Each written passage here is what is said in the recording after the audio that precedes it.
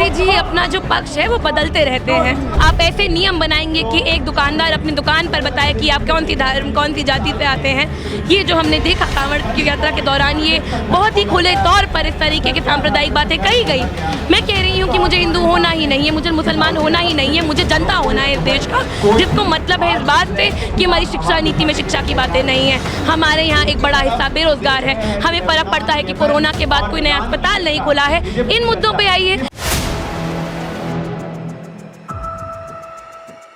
4 PM Delhi देख रहे हैं आप, मैं हूं आपके साथ शाहीन खान। एक तरफ जैसे ही हरियाणा और जम्मू कश्मीर को लेकर के एग्जिट पोल आया, उसके बाद से सरकार काफ़ी हद तक बौखलाही नज़र आ रही है और अब एक बार फिर से यहां पर लग रहा है हिंदुत्व का कार्ड खेलने की कोशिश की जा रही है। जहां एक तरफ प्रधानमंत्री मोदी जी महाराष्ट्र में कह रहे हैं कि जो अगर बटेंगे तो बांटने वाले जश्न मनाएंगे, तो वहीं RSS प्रमुख भी इन दिनों हिंदुत्व की एकता की बात कर रहे हैं। अब ऐसे में एक तरफ जहाँ पर देश में सबका साथ सबका विकास की बात की जाती है, तो ऐसे में इस तरीके के बयान के क्या मायने। इस पर ज़्यादा बातचीत करने के लिए हमारे साथ जो है JNU यूनिवर्सिटी की छात्रा है, जो लगातार तमाम मुद्दे पे बोलती रहती हैं। मैम, हमेशा हम आपसे बात करते हैं, इस बार जो आप यहाँ पे सॉलिडेरिटी को लेकर बैठे हैं, 2 देशों में युद्ध हो रहा है, लेकिन अब हमारे ही देश में इस तरीके की बातें एक बार फिर से शुरू हो गई हैं। कैसे देखते हैं PM मोदी का यह बयान कि बटेंगे तो जो बांटने वाले हैं वो जश्न मनाएंगे, और RSS प्रमुख कह रहे हैं हिंदुओं को एक होने की ज़रूरत है, धर्म जाति भाषा छोड़। देखिए, जो अभी हम फिलिस्तीन में देख रहे हैं वही चीज़ें हम यहाँ भी देख रहे हैं कि कैसे लोगों को वास्तविक मुद्दों से भटका कर उनको एक जिंगोइज्म का, जिसे कहते हैं, झुंझुना पकड़ा दिया जाता है, जहाँ उन्हें कहा जाता है कि देखिए ये जो भुखमरी का मामला है, जो रोज़गार का मामला है, शिक्षा का है, स्वास्थ्य का, ये आपका मुद्दा नहीं है, हिंदू मुस्लिम आपका मुद्दा है।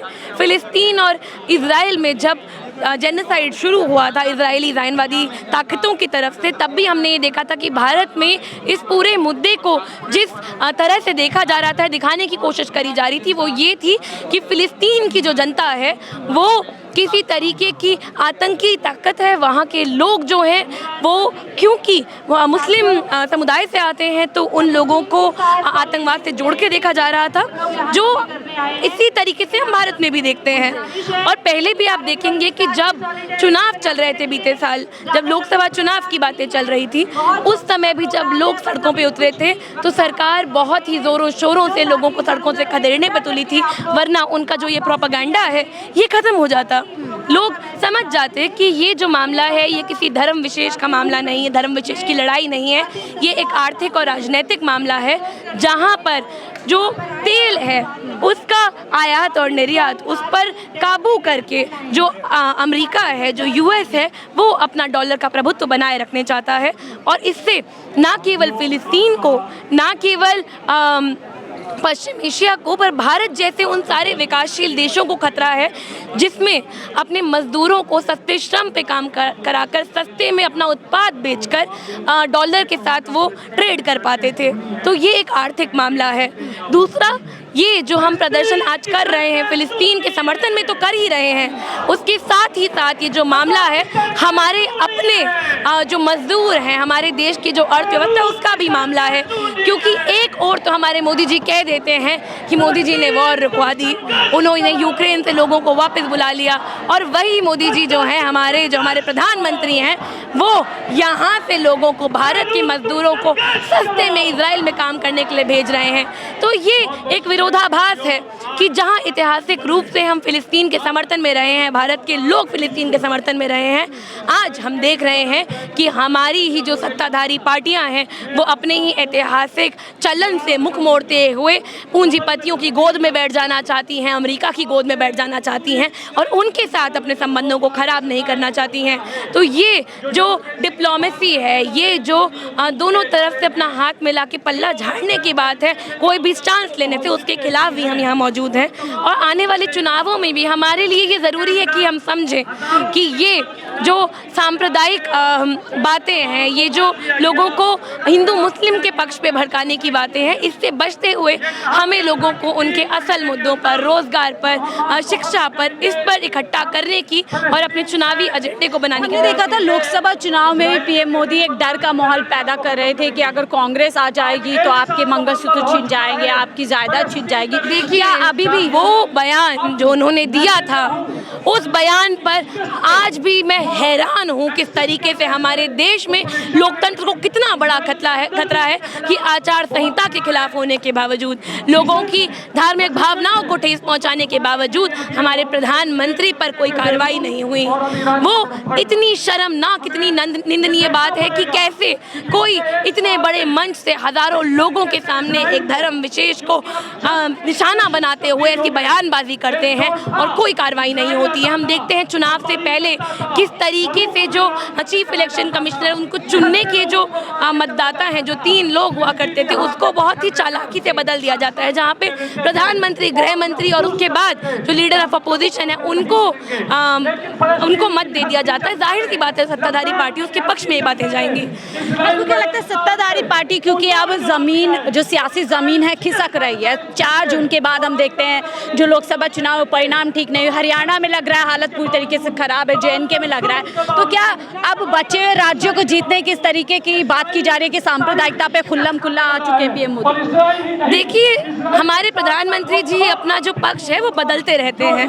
कभी कभी वो कहते हैं कि अगर मैं किसी दिन किसी समुदाय के विरुद्ध कुछ बोल दूं तो मैं इस्तीफा दे दूंगा, और मैं तो आज तक उस इस्तीफे का इंतजार कर रही हूं, क्योंकि आप तो वादा खिलाफी कर रहे हैं। आप अपनी ही बातों पर टिके नहीं हैं। आपने बहुत बार धार्मिक हिंसात्मक बातें करी हैं, एकदम एक समुदाय को निशाना बना के बातें करी हैं। खैर, आज जो फिलिस्तीन का मामला है उस पर भी बात करना ज़रूरी है, क्योंकि हम देख रहे हैं कि कैसे इजराइल के कंधे पे बंदूक रख के अमेरिका जो है गोली चला रहा है, और पूरे के पूरे पश्चिम एशिया में हम देख पा रहे हैं कि अलग अलग तरीके के हमले हो रहे हैं, लेबनान में, ईरान में। इसको लेकर भी हमारे देश में देखा जा रहा है कि एक जो है नफरत फैलाने का काम किया जा रहा है, मुसलमानों से जोड़े जा रहे हैं मुद्दों की। जब बांग्लादेश में ऐसे होता है तो आप हिंदुओं के लिए समर्थन में नहीं बोलते, लेकिन मुस्लिम लोगों के लिए बोला जा रहा है। देखिए, हम यहाँ पे मुसलमानों के लिए बोल ही नहीं रहे हैं। बात यही है कि लोग बात कर रहे हैं हिंसा के खिलाफ, और लोग उसको देख रहे हैं कि मुसलमानों के खिलाफ, हिंसा के खिलाफ हम बोल रहे हैं। इन दो बातों में अंतर है।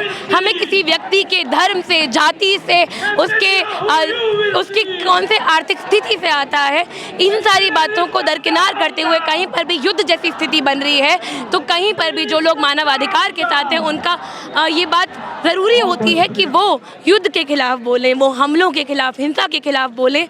और बांग्लादेश में भी जब लोगों को मारा गया था, जब छात्र मरे थे, तो उस समय भी प्रदर्शन हुए थे, उस समय भी लोगों ने बोला था। और यही जो लोग बार बार अपनी बुलंद आवाज़ में कहते हैं कि इसके बारे में बात करते हैं, उसके बारे में बात नहीं करते हैं, आप देखिएगा ये लोग कभी सड़कों पे नहीं मिलते हैं। ये लोग आपको सोशल मीडिया पे मिलेंगे, ये लोग अपने घरों में मिलेंगे, ये लोग TV चैनलों पे मिलेंगे, पर सड़कों पे आपको वही लोग मिलेंगे जो न्याय की बातें कर रहे हैं। एक हिंदू लड़की हैं, हिंदू समाज से आती हैं, आप लगातार आवाज़ उठाती हैं, जो RSS। देखिए, ये तो आपने मान लिया। आपने कैसे माना कि मैं हिंदू लड़की हूँ? आप बताइए। मैं मानना ही नहीं चाह रही कि मैं हिंदू समाज से या किसी धर्म से या किसी जाति से आती हूँ। देश की राजनीति इस तरीके की बात कहती है। आप देखिए, BJP की जो जर्नी RSS, वो कह रहे हैं हिंदू को अपनी सुरक्षा के लिए एकजुट होना होगा, उन्हें भाषा, जाति, प्रांत, मतभेद और विवादों से ऊपर उठना होगा। तो क्या हिंदू पूरी तरीके से खतरे में? बहुत सरल सी बात है। मैं कह रही हूँ कि हमारे देश में इतने धर्म हैं, इतनी जातियाँ हैं, हम लोग अगर सब इकट्ठे हो जाएं तो हमें किससे खतरा बचेगा? अगर हिंदू इकट्ठा होगा तो मुसलमान इकट्ठा होगा, सब लड़ेंगे। आप ऐसे नियम बनाएंगे कि एक दुकानदार अपनी दुकान पर बताए कि आप कौन सी धर्म, कौन सी जाति से आते हैं। ये जो हमने देखा कांवड़ की यात्रा के दौरान, ये बहुत ही खुले तौर पर इस तरीके की सांप्रदायिक बातें कही गई। मैं कह रही हूँ कि मुझे हिंदू होना ही नहीं है, मुझे मुसलमान होना ही नहीं है, मुझे जनता होना है इस देश का, जिसको मतलब है इस बात से कि हमारी शिक्षा नीति में शिक्षा की बातें नहीं है। हमारे यहाँ एक बड़ा हिस्सा बेरोजगार है, हमें फर्क पड़ता है कि कोरोना के बाद कोई नया अस्पताल नहीं खुला है। इन मुद्दों पे आइए तो हम जनता के रूप पे, सरकार असल मुद्दों से भटकाने की कोशिश की बात है, सरकार असल मुद्दों से भटका रही है लोगों को, और ये जो सरकारें हैं हमें इनसे अपना मुंह फेरने की जरूरत है। ऐसी व्यवस्था, ऐसी राजनीति से मुंह फेरने की जरूरत है जो हमें अलग अलग गुटों में बांटने के लिए तैयार है, जो हमें लगता है शुरुआत हो गई ऐसी राजनीति की, क्योंकि जैसे रिजल्ट सामने आ रहे हैं, एग्जिट पोल में दिख रहा है कि नकार दिया है पूरी तरीके से। लगता है महाराष्ट्र और अन्य राज्यों में भी इस तरह की खबर आई। देखिए, मैं ये कह सकती हूँ, बहुत ही दावे के साथ कह सकती हूँ कि किसी भी आदमी को भूखे पेट बोला जाए कि आप अपने धर्म की लड़ाई करो, वो नहीं करेगा। अब उसकी भूख का चरम कब आता है वो उस पर निर्भर करता है। 2 टर्म तक 2014 से हमने देखा कि शायद उनके पास लोगों को भड़काने के लिए कभी मंदिर बनवा दिया, कभी पुलवामा की बात करके राष्ट्रवादी भावनाओं को जगा दिया। पर एक समय आ गया है जब हम देख रहे हैं कि लोग बार बार अलग अलग छोटे छोटे गुटों में पूरे भारत में आंदोलन करते नजर आ रहे हैं। किसान आंदोलन करते नजर आ रहे हैं, युवा आंदोलन करता नजर आ रहा है, क्योंकि अब सिर्फ उसके धर्म की बात नहीं है, वो भूखे पेट है, वो बिना रोजगार है, वो किस हद तक लड़ सकेगा इसे। बहुत बहुत शुक्रिया हमसे जुड़ने के लिए। तो साफ तौर पर कह रहे हैं कि तमाम जो बुनियादी मुद्दे हैं किसानों के, जवानों के, छात्रों को, उनसे भटकाने के लिए बीजेपी एक बार फिर से सांप्रदायिकता की राजनीति कर रही है। लेकिन जनता बहुत समझदार हो चुकी है और अब जनता पूरी तरीके से राज्य दर राज्य में अपने जो है फैसले सुना करके सत्ता को बताना चाहती है कि अब इस तरीके के मुद्दे देश में और नहीं चलेंगे। बहरहाल इनकी राय को लेकर के आपकी क्या राय हमसे जरूर साझा कीजिएगा। फिलहाल के लिए मुझे दीजिए इजाजत। आप देख रहे थे 4 PM दिल्ली।